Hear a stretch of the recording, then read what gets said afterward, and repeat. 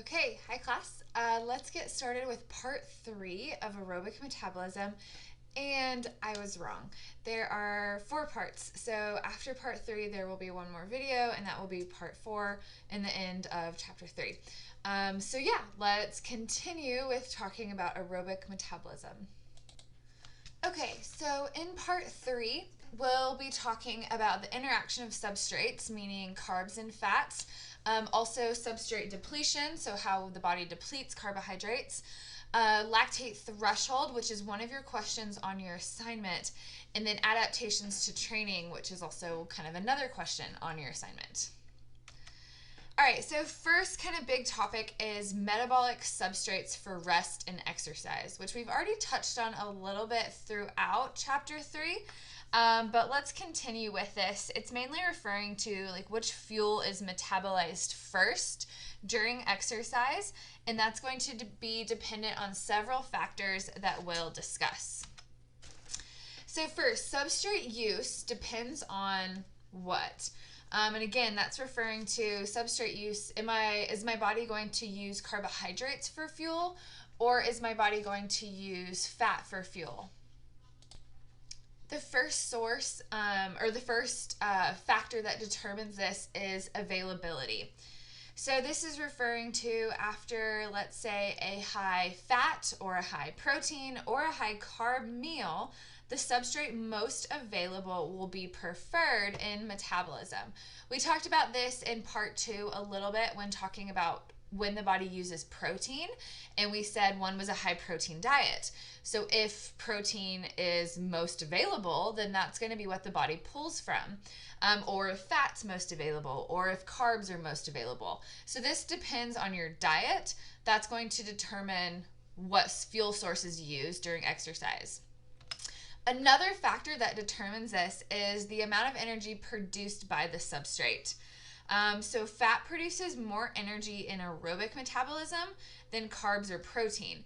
And we talked about that in the last video with beta oxidation, how more ATP is produced from one fatty acid compared to one glucose molecule. So fat is used when energy is needed in large capacity, but at a slower rate, so with aerobic exercise. And then next, and this is probably the most important factor, even though it's listed as number 3, is intensity and duration of activity. So low intensity exercise will pull from our fat stores, whereas high intensity exercise prefers carbohydrate sources. And we'll look at a slide later that will describe this in a lot more detail, and we'll go over that. So intensity and duration. So the higher the intensity, the body's going to pull from carbohydrates. The lower the intensity, the body's going to pull from fat stores. Duration. The shorter duration usually correlates with high intensity, and that's going to, again, be the carb stores. Whereas long duration, so for extended periods of time, usually that's performed at lower intensities. That's when the body's going to prefer our fat sources. But real quickly, most activities are a mix of fats and carbs. So never assume that it's kind of all or nothing. We'll look later that it's a good mix of fat and carbs, sometimes protein, to produce the needed amount of ATP for the exercise that we're doing. We mentioned earlier in the last video that protein is used in some instances. So here's an example of when protein would be used as a fuel source. So let's say greater than 60 minutes of long duration aerobic exercise. So if I'm going to go out on a run, or these guys right here are running for, let's say, 75 minutes, a small percent of our protein is used, so about 2% substrate use to fuel that exercise is going to come from protein. Another kind of example is when our exercise extends for 3 to 5 hours, which an example of this would be like a marathon, which for the average person takes about 4 hours to complete. About 5 to 15% of our substrate use is from protein. This is also true when We have extended exercise for hours without carbohydrate consumption. Usually during an event like this, we would consume carbohydrates throughout the entire duration. So we would consume like glucose packets or little chew gels or something like that that has sugar that the body can use for fuel. But especially when that doesn't happen, when we don't consume anything during this long duration exercise, that's when protein is used, and it's usually during the last or the final minutes of the activity. So usually at the very end of the workout, or this long duration training, that's when protein's used. All right, so this slide here is really great because it goes into more detail about when carbs and fats are used for fuel. And this is a really important topic, so probably one of the most important topics in this chapter. So yeah, let's look at what this graph looks at. So first we have to identify what are our variables that we're looking at. So we're looking at substrate use, which we see carbohydrates, and then we see triglycerides, which we know are our free fatty acids. Down here on the x-axis, we have percent VO2 max. So we haven't at this point really discussed what VO2 max is, but you should be familiar with it. It's volume of oxygen consumed. And when we have maximal, it's at, during maximal intensity, or up to our max. And then we have percent here. So this is percent of our VO2 max. So let's assume over here that 0, that's like no physical activity. That's nothing. We're resting, we're sleeping. And then when we move up to about 10% here, that's just like our low intensity, like we're walking around, we're, just slowly moving our body. And then, as we move up here, this gets into about like low intensity exercise, really light work. We get into the 20 to 40%. And then when we're over here at like 60 to 100%, that's going to be like maximal exercise. So maximal exercise where the body is consuming as most oxygen as possible. So that's kind of what VO2 max is. It's a predictor of exercise intensity. So the higher the VO2 max, the harder the body is working. So over here at 100% VO2 max, that means I'm working at maximal capacity. I'm working as hard as I can during my exercise.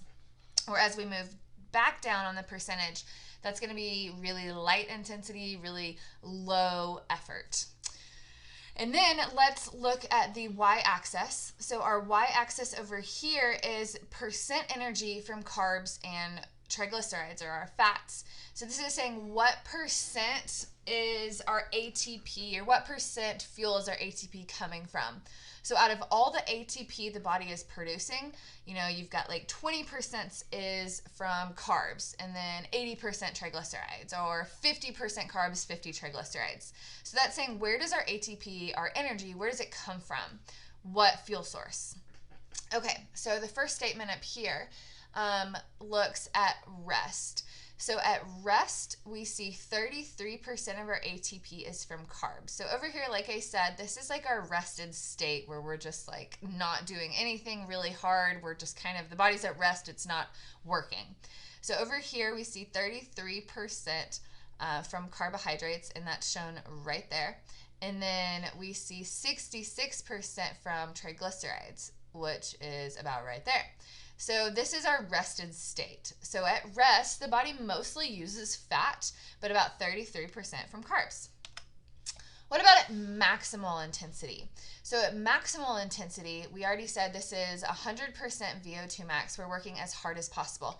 If you follow this orange line, which is our fat use, it's 0. So 0% fat is used when we're working at maximal capacity. And 100% of our ATP comes from carb sources. This is just what the body prefers. So this is what the body prefers to use. It prefers to use fat for fuel at rest because we don't need ATP at a fast rate, but we need it in a large capacity. And based on part 1 and part 2, that probably makes sense. And then over here, we know that triglycerides take a really long time to produce ATP, where carbs produce ATP at a really fast rate. So when we're exercising at maximal intensity, we need carbs, or we need ATP very rapidly. So that's what this kind of depicts here. But one thing we want to talk about is this switch. And normally in class, I would put everything kind of up on the screen, and then I would just have you talk with your neighbor, like, what is the main message from this graph? And you would have to put this, or kind of draw conclusions from this graph, and explain what you've gathered. But one thing I want to discuss is what happens, let's say, with like a HIIT workout, or we're like intermittent intensities. So here, this right here is called the switch. So from about 35, closer to around 40% VO2 max is when this switch occurs, where once we get up to about 40%, which is roughly around like, 50% capacity, so like half effort, we would see this switch where now the body is mostly using carbs for fuel. One of the main messages of this graph is that we kind of already gathered the main point, but another point is that we can switch back and forth here. So let's say I was to start like with a low intensity jog, and I'd start jogging really slowly, where I'd probably be in this zone right here, where my body's mostly using triglycerides because that intensity is really low. But then let's say I jog for like 10 minutes, and then I go into like sprinting as hard as I can for 1 minute. What's going to happen is now I'm over here at 100%. So now the body will switch to using carbohydrates for fuel for that 1 minute of my maximal intensity. And then let's say I walk. So after my sprint, I'm going to walk for, let's say 2 minutes. So then my body switches back to primarily burning triglycerides for energy for those 2 minutes. And then let's say I repeat that. I go into my slow jog, which is still triglycerides, and then I go into my maximal sprint, which then switches to carbs. So my point is the body's substrate use can switch back and forth depending on your intensity. And that's what it says up here. Exercise intensity determines what fuel source we're going to use.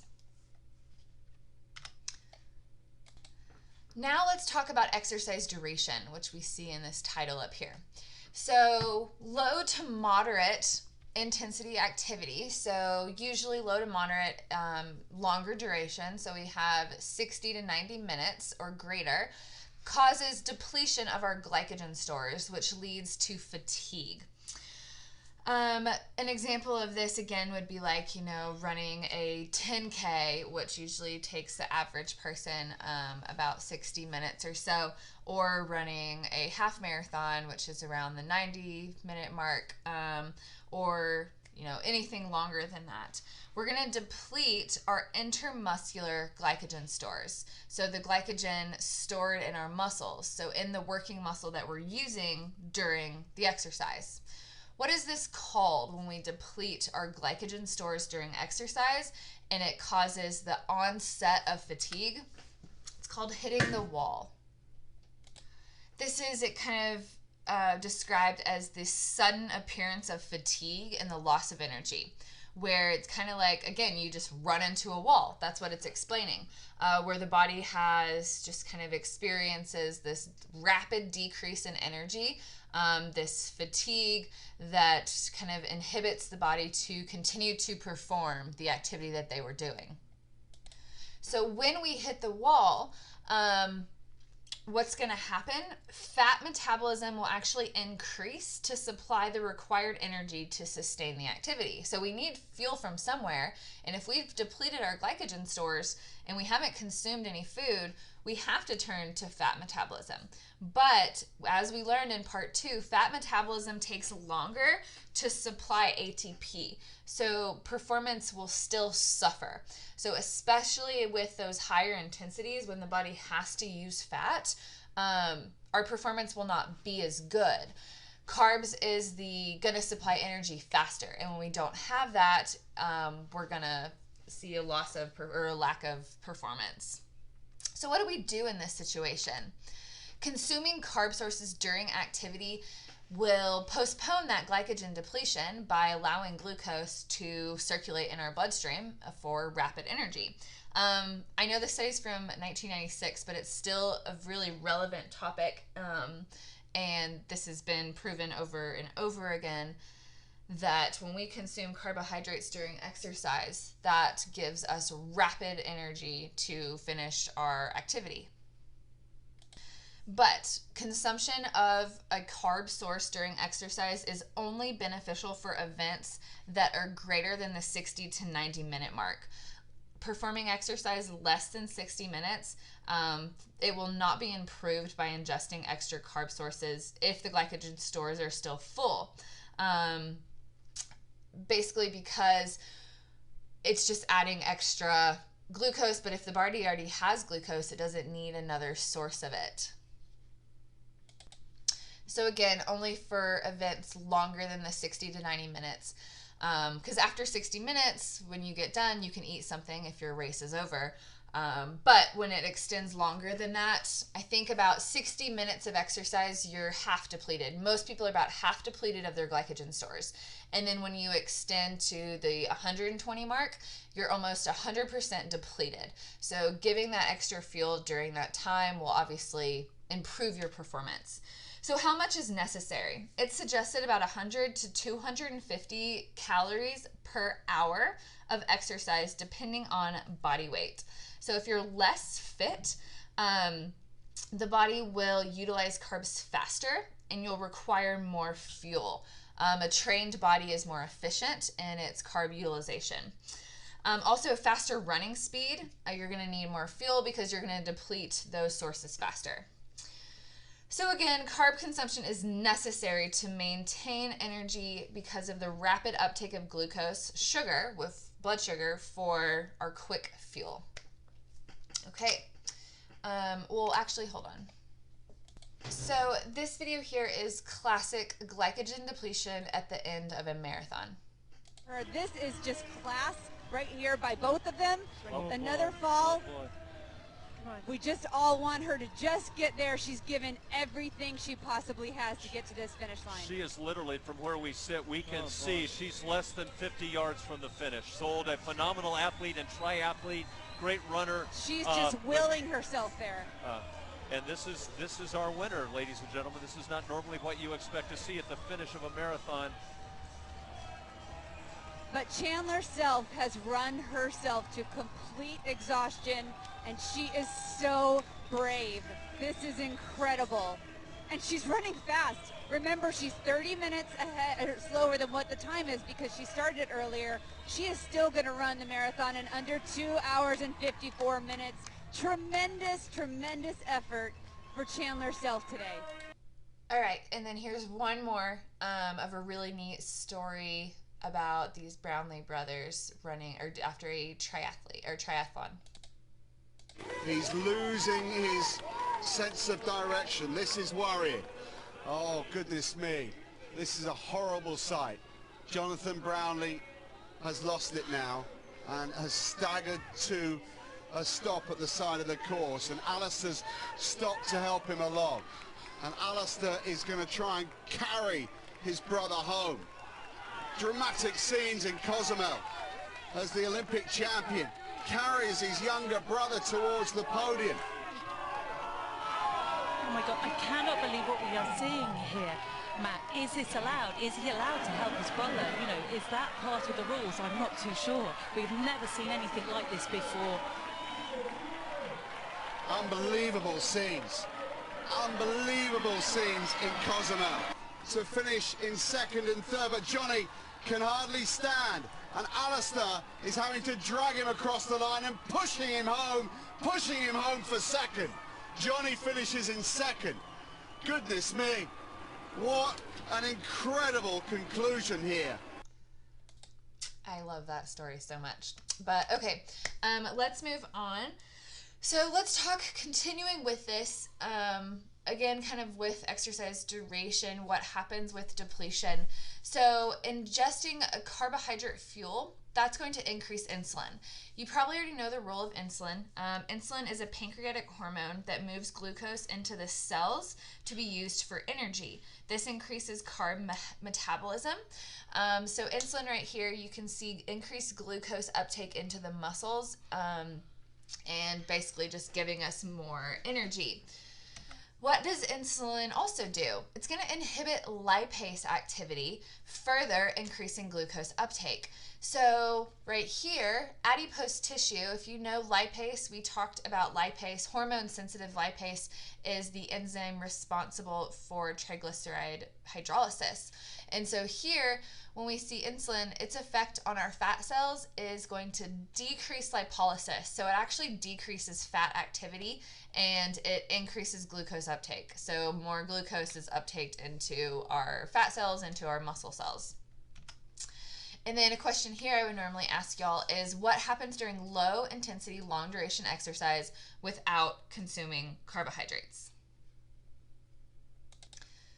So this was explained previously on, the last few slides, but blood insulin levels will gradually decline. So when we don't consume any carbs during exercise, let's say for, 90 minutes, insulin's going to decrease, and that's going to allow for an increased use of fat metabolism to supply that ATP. So if insulin decreases, that allows lipase to actually increase, which would result in a breakdown of adipose tissue, so our fat. But we may hit the wall via glycogen depletion if there's an increased intensity. So if we don't consume carbs and we're exercising really hard for those 90 minutes, then we may experience that hitting of the wall. We already know there's possible glycogen depletion there. Even though we're using fat for fuel now, we said that takes longer, and our performance will still probably suffer. So how much liver and muscle glycogen do we actually have here? So most bodies can store about 1,200 to 2,200 calories of glycogen in the muscle and in the liver. So the muscle we know is used for the working tissue, where the liver is used to replace blood glucose, like post-exercise. So here we see an intermuscular glycogen granule. So these are little glycogen granules where we can store that glycogen, and then we can pull from it later. And then we see at the bottom, this little green area, those are our liver granules. So this picture here, this chart here is really interesting. It looks at liver glycogen versus muscle glycogen. So we see liver glycogen in grams, about 100 grams, giving us about 450 calories of energy via glucose. And then our muscle glycogen, about 500 grams, about 2,000 calories. So our body does actually have a lot of fuel to use during exercise, basically suggesting that we don't actually need to consume fuel before every aerobic exercise that we do, or anaerobic exercise, because the body can store lots of glycogen. We can also see here the fat stores that we have to use, which is crazy how much fat we have. So subcutaneous and visceral.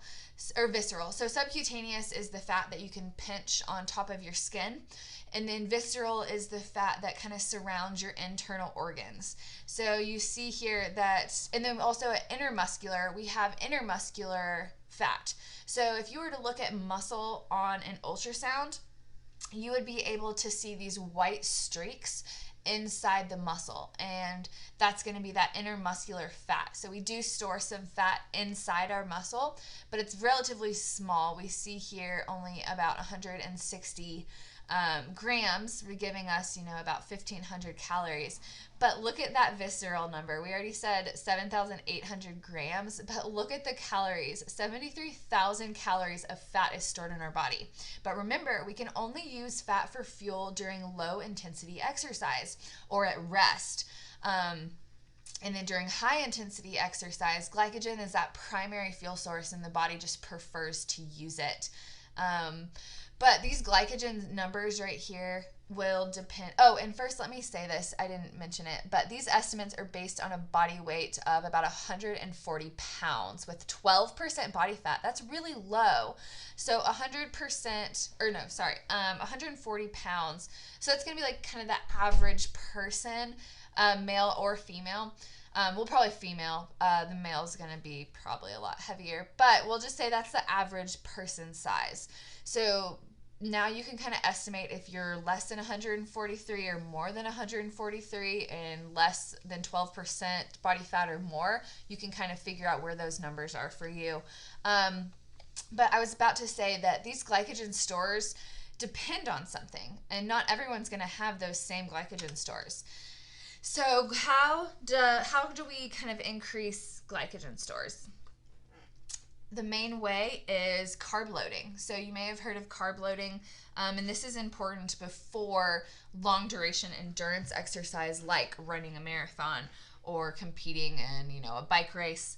So we can increase stores before that endurance event. So there is a specific protocol. So it's 2 to 3 days prior to the event.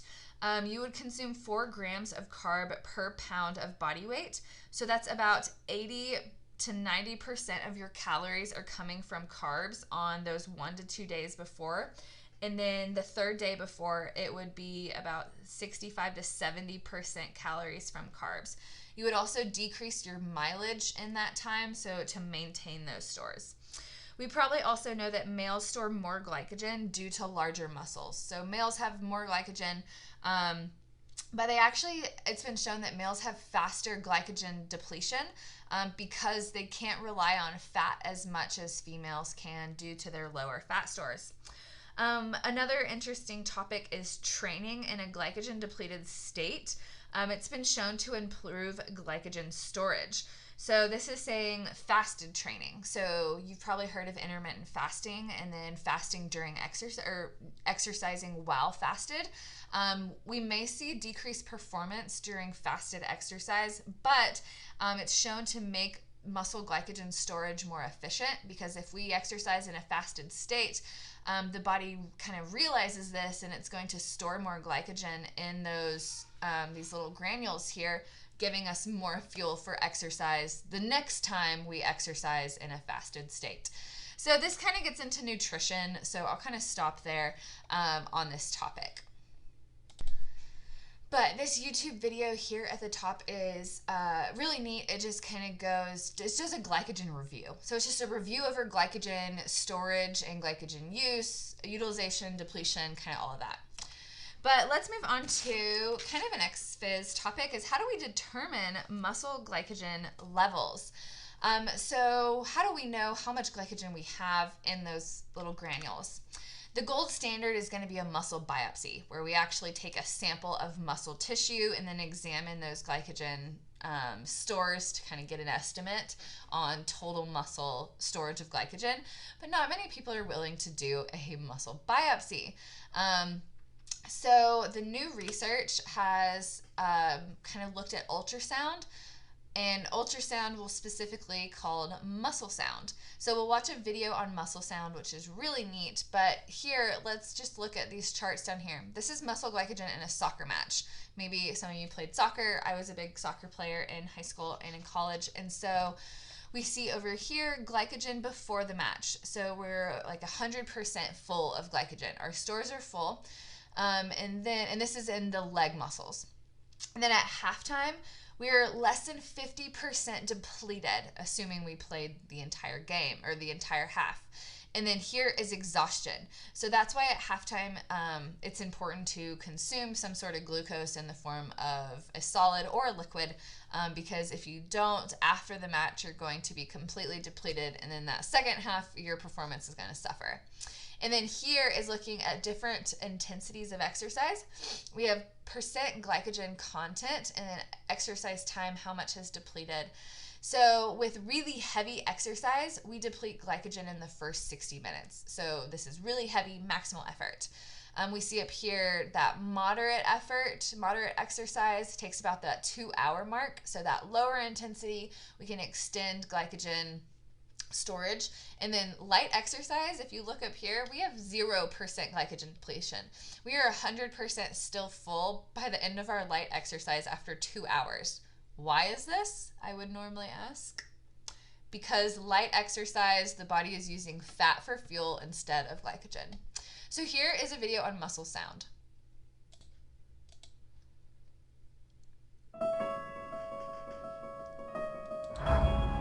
This is like the new frontier, because we're discovering things now that have the capacity for ultrasound that we never knew before.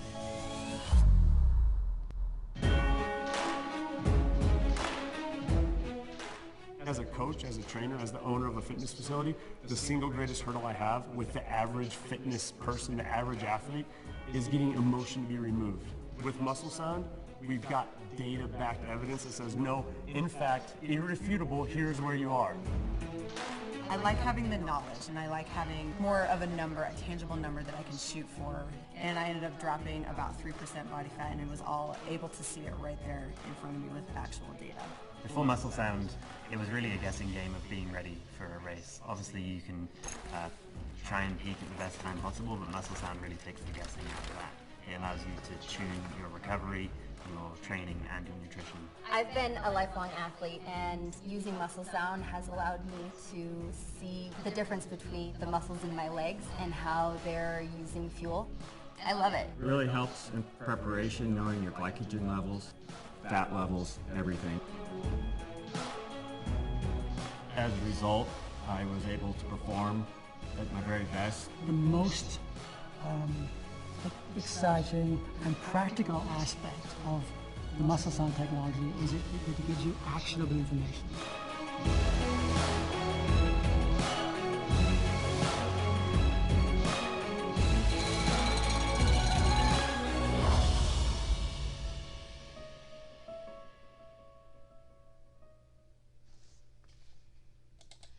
Pretty neat, huh?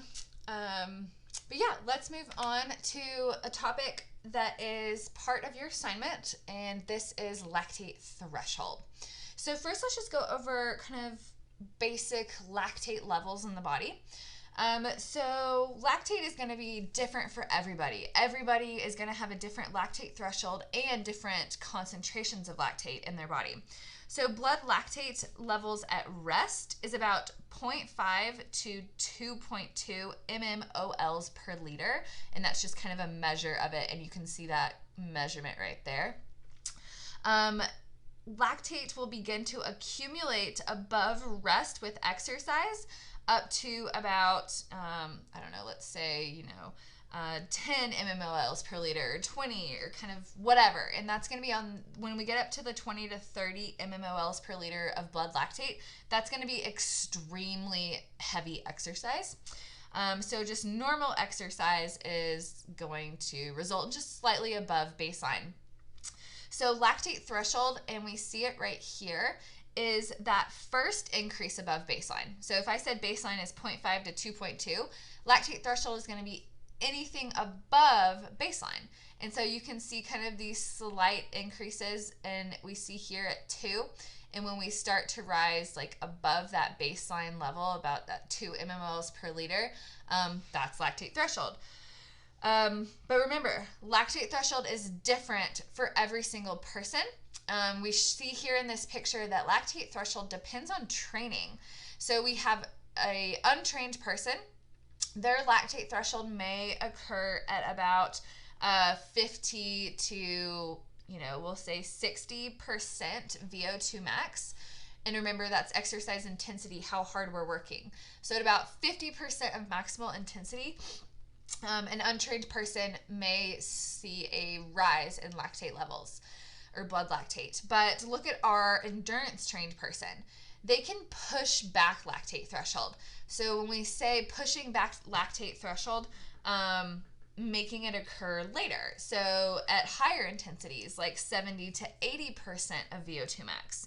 So this type of endurance training will allow the shift in lactate threshold, so to the right, meaning pushing it back, which allows for performance at greater intensities without an increase in blood lactate levels. So these individuals can exercise at higher VO2 max for longer periods of time before they hit fatigue. This is important for endurance athletes because it represents race pace.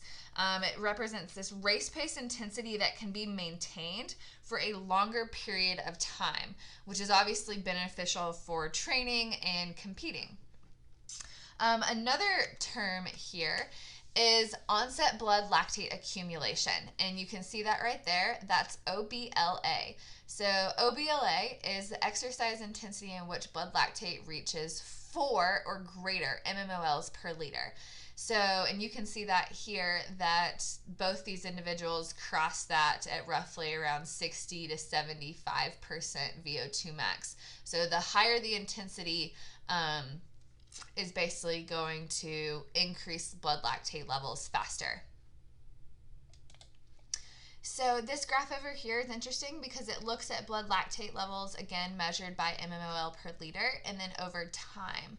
And this looks at a HIIT workout. So we have 10 seconds of work and 20 seconds of rest. So a work to rest ratio of 1 to 2.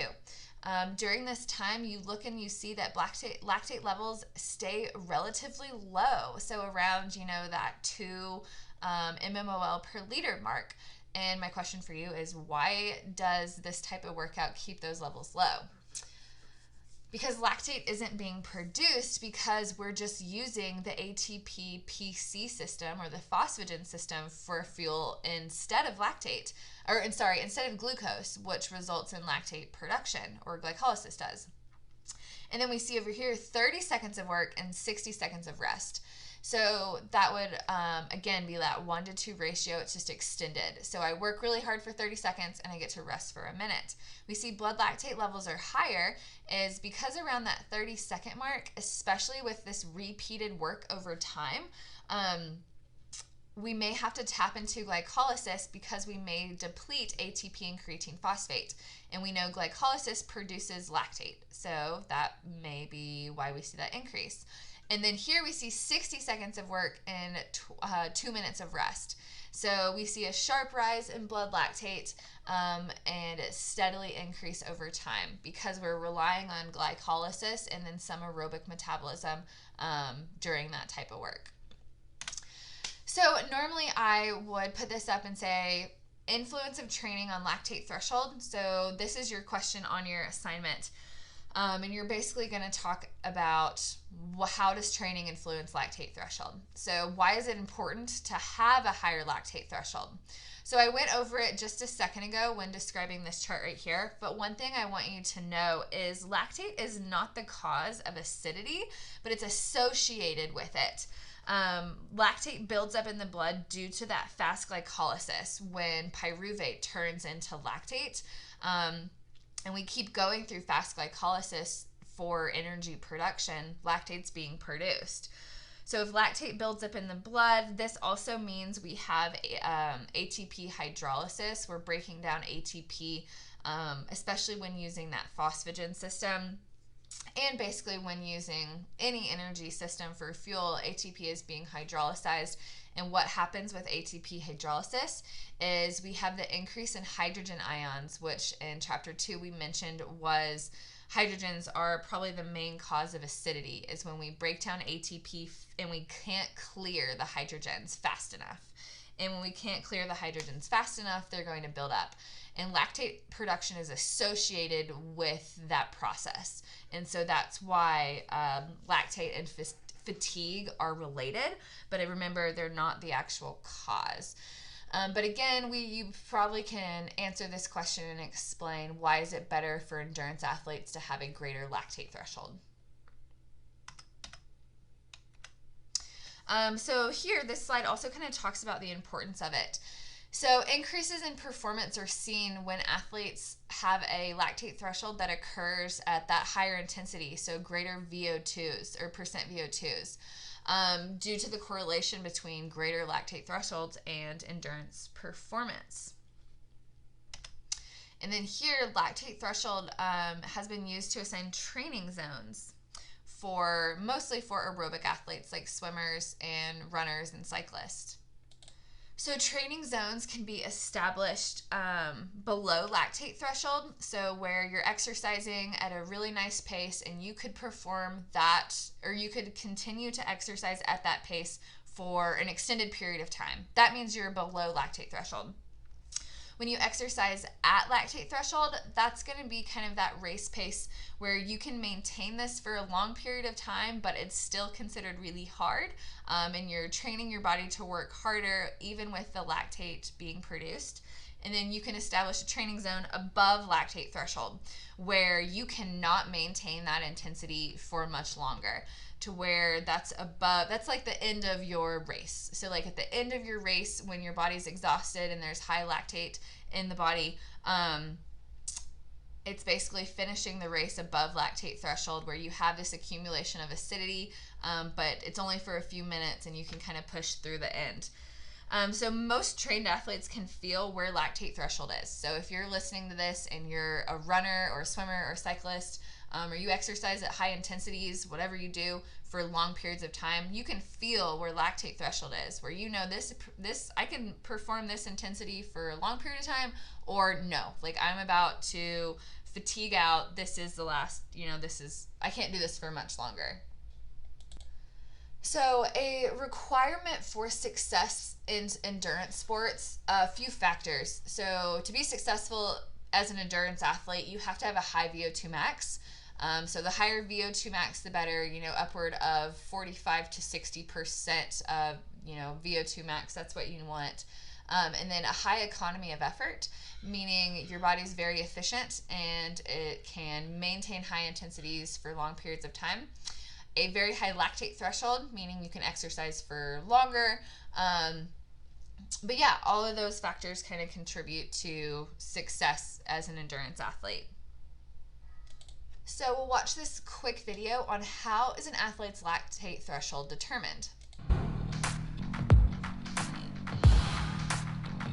For the lactate profile, we're going to take small blood samples and measure your body's response to the exercise. So we're going to start at a real easy pace, like a recovery run pace.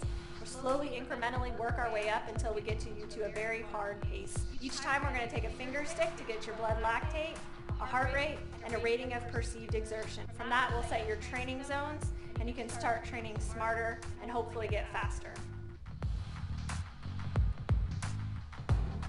During the lactate profile, when we're taking each of those blood sticks, we're measuring the body's lactate concentration. From that, we plot that all to show the body's response to the changes in pace. The point we're looking for is that point where the body starts producing more lactate and it starts accumulating in the system.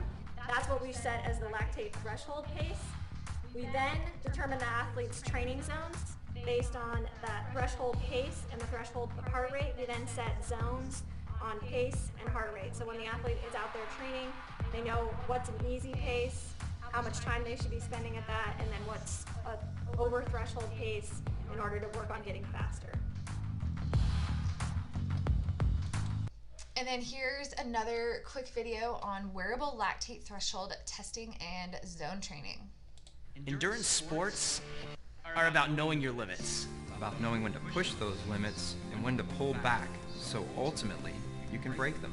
I want to know that I can cross the limit. If I have to for a certain amount of time, you have to know your limits, where you can go or not. BSX Insight is the first wearable lactate threshold sensor ever. It can see what's happening deep within your muscles as you train.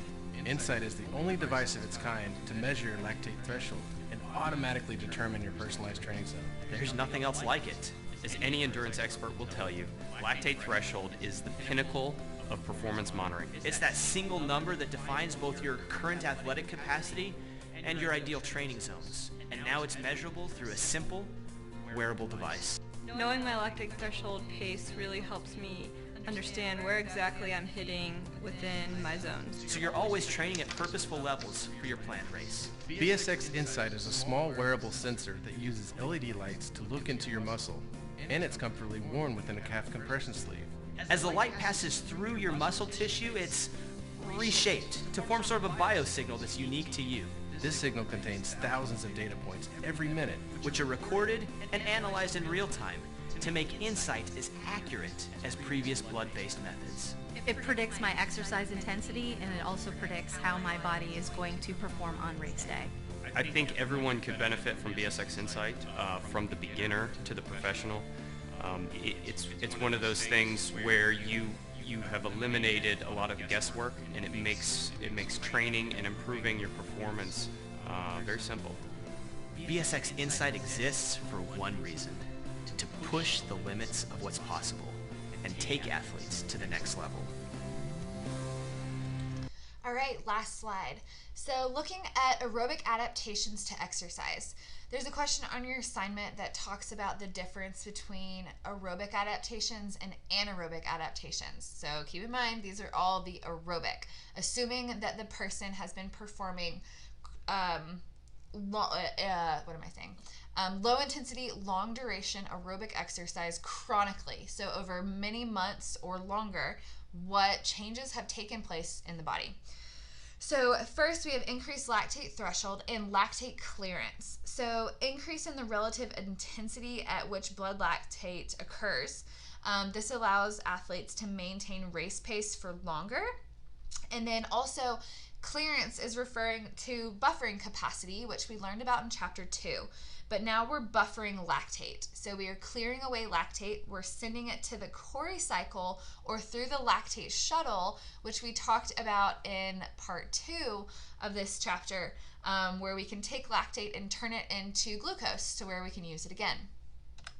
Next is increase in aerobic enzyme activity. So the enzymes in the Krebs cycle, the enzymes in the electron transport chain, those will increase. It's been shown with endurance training by about 40 to 90% after 3 months or up to 5 months of training. Basically, those enzymes become more efficient, meaning they can, work better to break down fat or break down, carbs for ATP. Next, increased substrate availability. This talking about increased glycogen stores. So increasing glycogen stores, allowing for substrates to be more available, and then also increase in fat stores in our muscle fibers. And this is actually beneficial for aerobic exercise, where they rely on fat more so than with anaerobic exercise, which says right here, greater reliance on lipid metabolism. So this next part's talking about improved substrate use. So how the body actually uses fuel. So we metabolize greater carbs and more fat at the same workload or at race pace. So this says that we can rely more on lipids. This is referred to as glycogen sparing. So glycogen sparing is the delay in glycogen depletion and fatigue. So it means we can use our fats and save our glycogen stores. It makes the body more efficient, so we can more efficiently use fat at higher intensities. This comes with training. So over time, the body can use the fats instead of the carbs as intensity increases, delaying fatigue. And then last, we have some other physiological changes that can improve performance. So we talked about this on kind of the first part of this lecture, increase in mitochondrial number and size. So more ATP production with more mitochondria, increase in capillary number and density. So we have increased capillaries in the muscle, allows for more oxygen delivery via more blood flow. Increase in carbohydrate removal. So increase in carbon dioxide removal. So removing carbon dioxide faster, which we know is a byproduct of aerobic metabolism. And then increase myoglobin per fiber. Myoglobin is a cytoplasmic hemoprotein that reversibly binds oxygen. So it increases oxygen delivery in the muscle. All right, so that's the end of part 3. Here is your chapter 3 quiz review. So this is not in your slides, it's only in this video or in mine. So take a picture of this, or obviously save this video so you can go back and study these topics and prepare for the chapter 3 quiz. But that's it. But remember, I was wrong. There is a part 4, so that will be the last video for this chapter.